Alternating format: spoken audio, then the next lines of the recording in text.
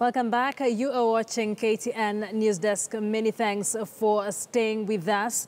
We are exactly 173 days to our August 8th polls, the general elections, and a lot of things are happening in this country. The other day, Justice George Odunga made a ruling ordering the stop of the tendering process that was given to the Dubai Bank. And of course, this is a conversation we're just about to have with lawyer Duncan Okach on the timelines that the IEBC has.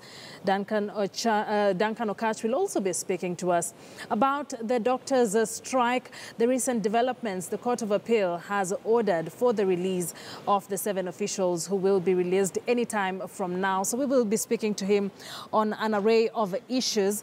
Let's now join him live from our I&M studios. A very good afternoon to you, Duncan. Thank you very much for joining us. It seems to be quite a jubilant day for striking doctors after that ruling the Court of Appeal. But is it short-lived? Is there hope that finally they will go back to the table and they will strike a deal with the government? Akisa, I think that is a very pertinent aspect in terms of what has happened today.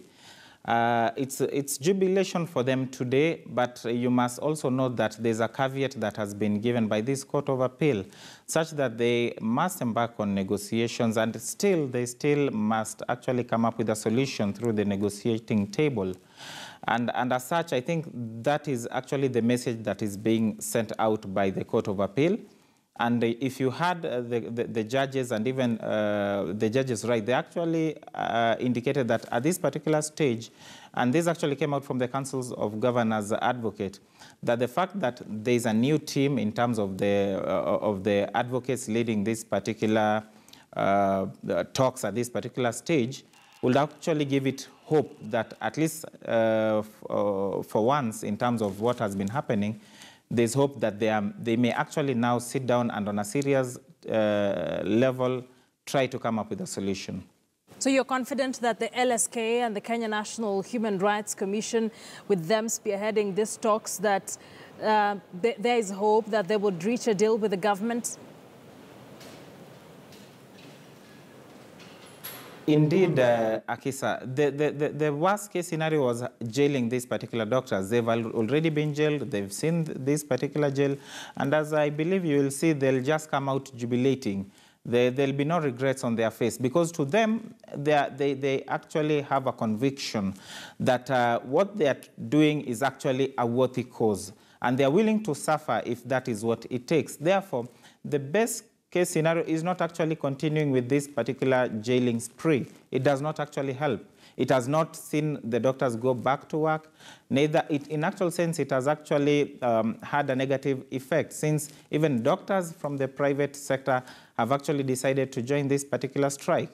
Therefore, the best way forward, and in terms of what has happened, is the sobering of minds, such that both from the Ministry of Health, that is the government, and also the union officials, both of them will actually have sobered up and will actually, I believe, give us a way forward. And this is also premised on the fact that this is the highest court, that is the apex court that can deal with this particular matter at this particular point. Therefore, they will not want to risk, again, going back to what Justice Wasilwa had already determined, as it will mean that they will have no other forum to look up to. Duncan Okach there saying there is need for sobering up from both ends, the Ministry of Health, which is the government, of course, and the doctors. Thank you for joining us. And in Nyeri, let's take a look at some of the reactions we've gotten since morning, since that particular ruling was delivered at the Court of Appeal. Joining us now for that is our senior reporter, Carol Nderi, from Nyeri County. Good afternoon, Carol. In Nyeri, how was this news received? And I'm sure you've done a spot check in various hospitals there. What is the situation?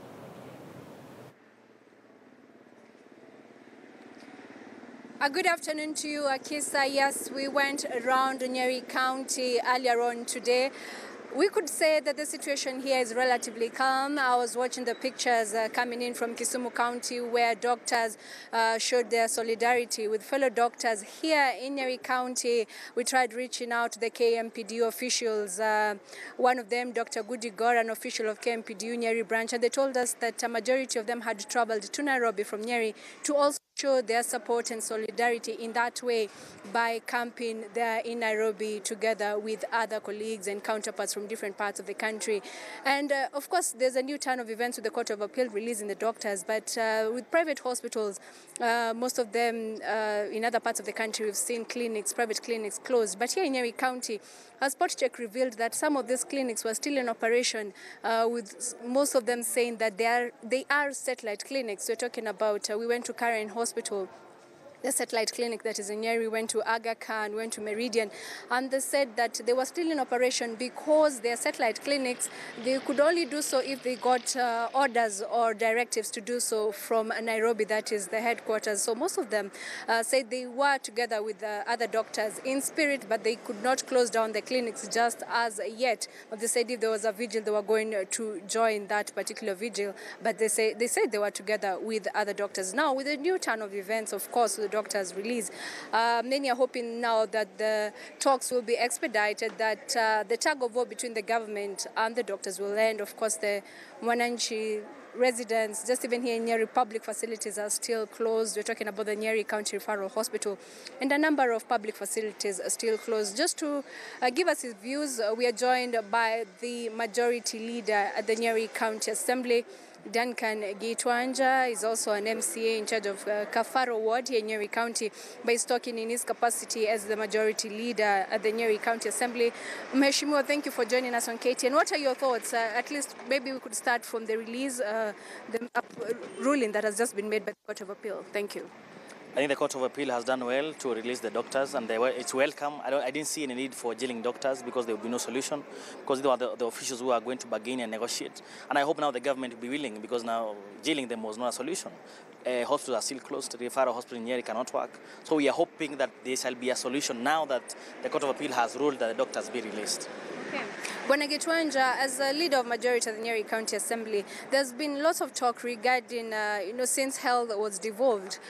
Initially, they said those were teething problems, all the problems that were seen in all the 47 counties. But we are seeing, of course, years down the line, there's still a lot of setbacks and a lot of hitches. What are your views regarding devolution of health services?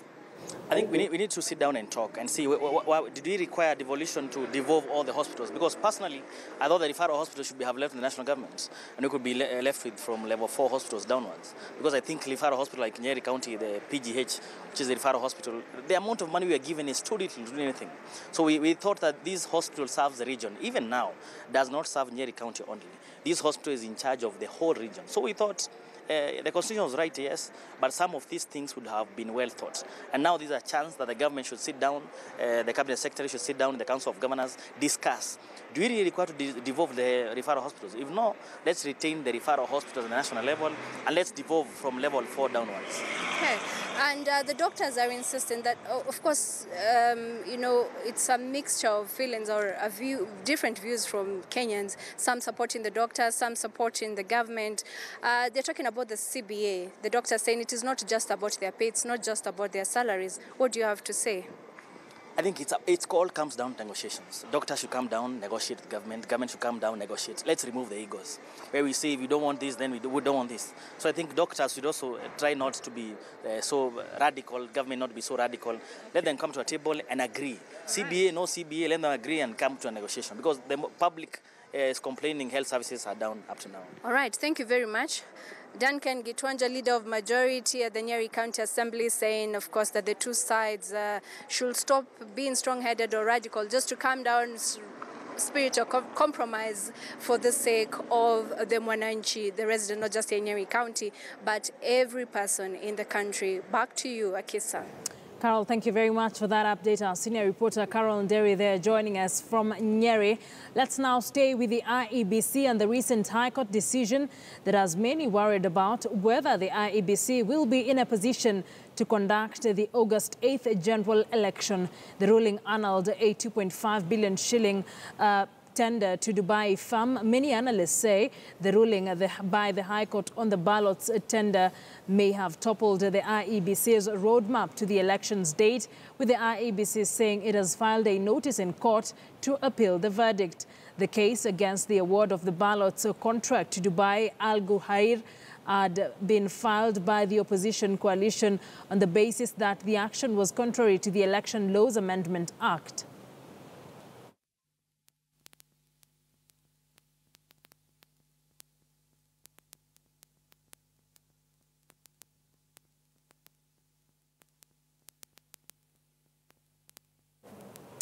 All right, let's now speak to lawyer Elisha Ogoya. He is a lawyer and he will be giving us his views on whether he thinks we will be able to get into a poll or an election on August 8th with the recent happenings. Thank you very much for joining us in the studio. But before we get into matters elections, what has happened in court today is said to be one of the biggest decisions that has ever been made by the appellate court. What should we expect and what does this ruling really mean?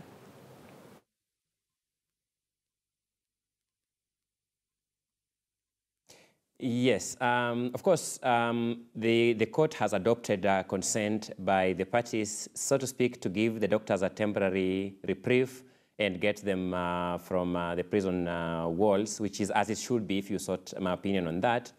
But let's not forget that there are underlying issues that led to the sentencing and the committal of these doctors' unions representatives to jail as a matter of procedure, as a matter of law, and there are also economic issues.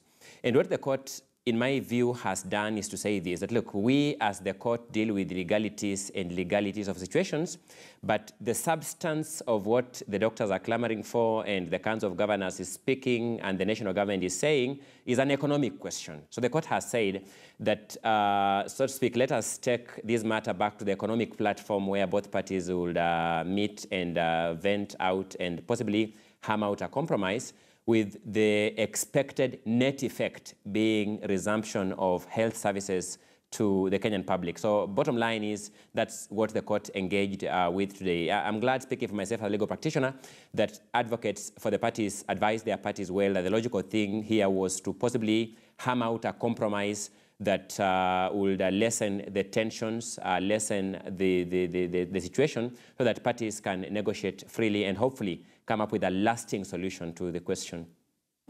All right, let's now get into matters elections. It is definitely an electioneering year, and there's a lot of things happening. Do you think, from the latest developments with regard to matters elections and the IEBC, do you think they will be in a position to conduct an election come August 8th? Interesting question there, because the question whether or not we will have elections on August 8th is not a question that can attract an arbitrary answer. Constitutionally, we must have elections on August 8th. The only way out of having an election on August 8th is through a constitutional amendment. As the law stands today, the role players have no option but to crack their heads, to burn the midnight oil with a clear focus on August 8th as the constant north, the day on which we must have elections as dictated by the Constitution.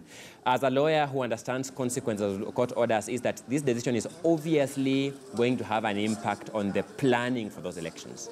But I guess that is the responsibility that comes with some offices, and that those responsible in those offices then must work away, redo their cascaded program in a manner to ensure that the net effect is that Kenyans go to the polls and elect their representatives through the various offices on August 8th. It's not a negotiable timeline outside a mechanism of an amendment to the Constitution. The reaction by the IEBC, of course, they've said, or they have already filed a notice to appeal this particular decision, but they say that this will put them in a very awkward position, and it has made it null and void all the decisions they've made in the last 3 months. So the stopping of this tendering process and ordering for a fresh process to begin, where does this leave the IEBC really? I have no doubt that I would equally feel a bit frustrated if I was in the shoes of the Commission as we speak today. I have no doubt that The Commission had set out a roadmap to elections on 2008, and part of their desire to fulfill that roadmap was through the tendering that they had already set out or rolled out. Unfortunately, the court has made a finding that, the manner in which that process was carried out was illegal. That means it was null and void. And the courts can't, just see an illegality happen and say nothing about it. That's what I heard Judge Odunga to be saying in his decision. So that obviously jolts or disturbs the program that the IEBC had put in place towards August 8th. It's no doubt about it.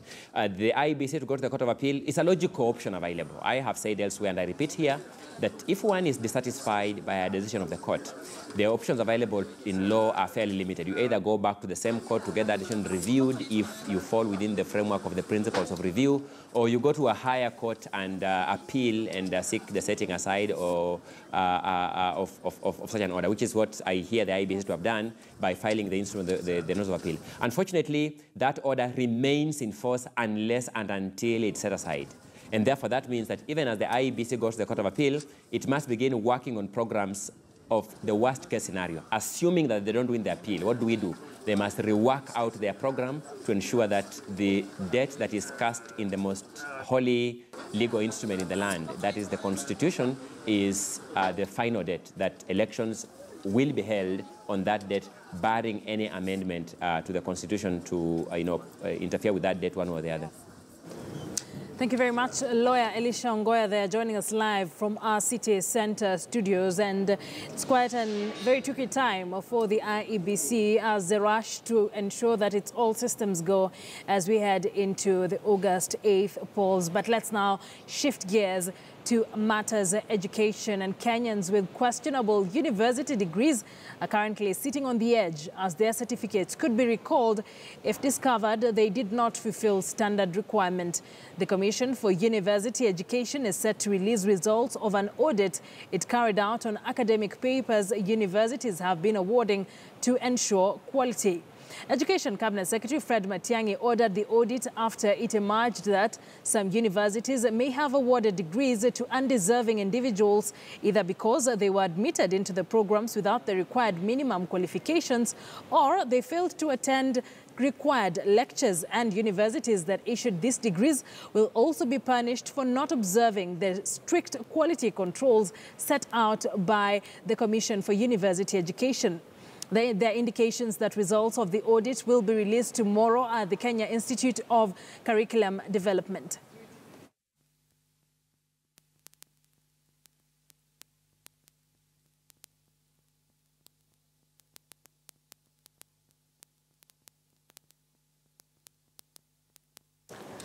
All right, and on that, as we say, many people are sitting on the edge, and not just individuals, university heads as well, after if this particular audit will be released tomorrow. Joining us now in studio is an education researcher, Jonathan Wesai. Did I pronounce your name right? Wesai? All right, thank you very much. Wesai. Yes, all right, thank you very much for joining us in the studio.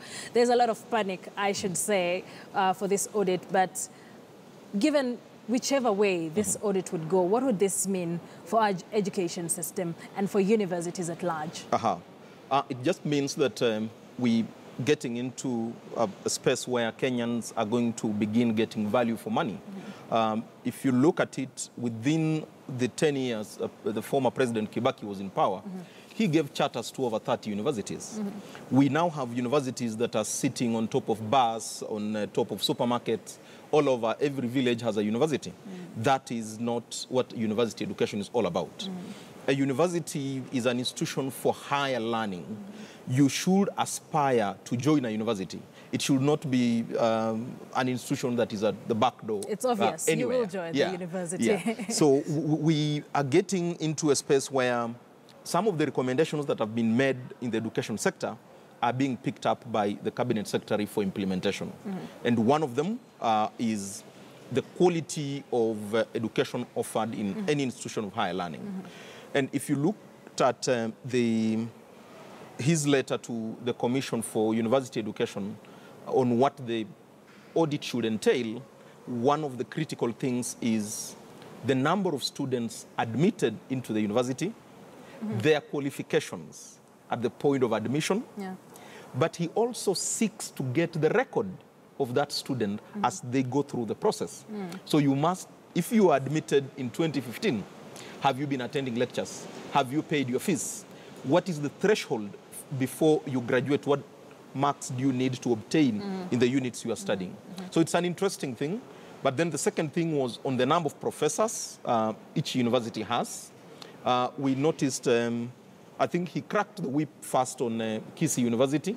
They had a campus in Eldoret where they had nearly 60 to 70 PhD students being taught by less than 5 PhD holders. And one of the PhD holders, it was discovered, had again obtained the PhD fraudulently.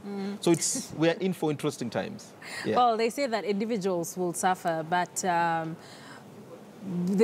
there's also commitment that universities as well will be punished if they're found culpable of issuing fake degrees. But do you think this will help clean up our whole education system, especially on university education? Will it make things right? Yeah, it will begin. It is not the magic bullet that will fix everything. But I think as a country, we are at a point where we need to redefine what corruption is. Corruption is not simply the act of Akisa taking money and carrying it in a gunny bag and crossing the road with it. There are people who have been put in public office to advise the government of the day to make decisions using taxpayers' money, but they go ahead and make wrong decisions, strategically wrong decisions. For me, if I were to make a decision, the people who advised the former President Kibaki to turn every polytechnic into a university, they need to be jailed. We are complaining today we don't have technical people because we turned every little thing into a university. So if you are a vice-chancellor, you are a deputy vice-chancellor in charge of academics, and you facilitate the admission of people who are not qualified to join your university, you need to pay for it. There are people who are facilitating politicians running into any learning institution before elections, and you give them degree certificates. Those are the people who need to be arrested. It's unfortunate that we get the innocent people into prison, and people who commit atrocities, we leave them roam the streets. There's concern that this particular audit took place between January the 23rd and February the 10th.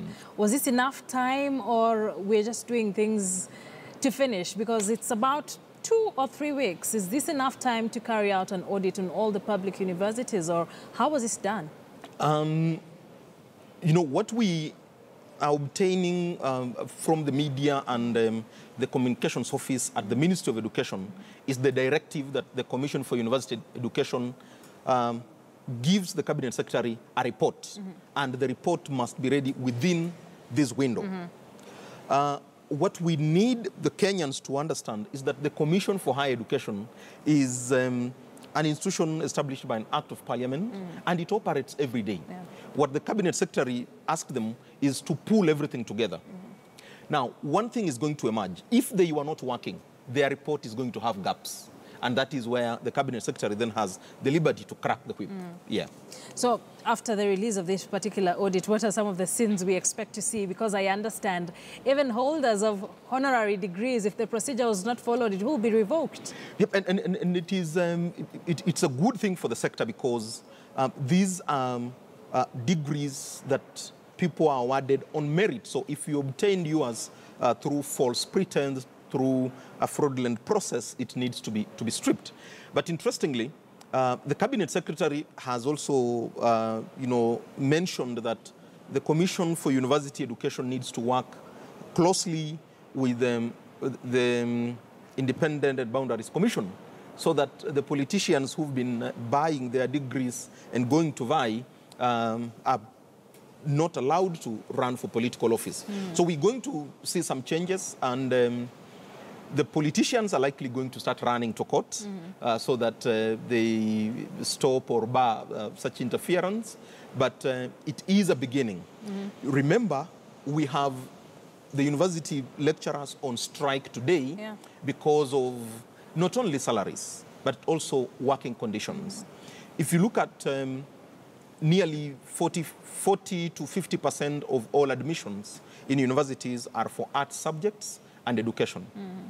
We have classes. When I was at the university in 1999, our class had 400 learners, 400 people.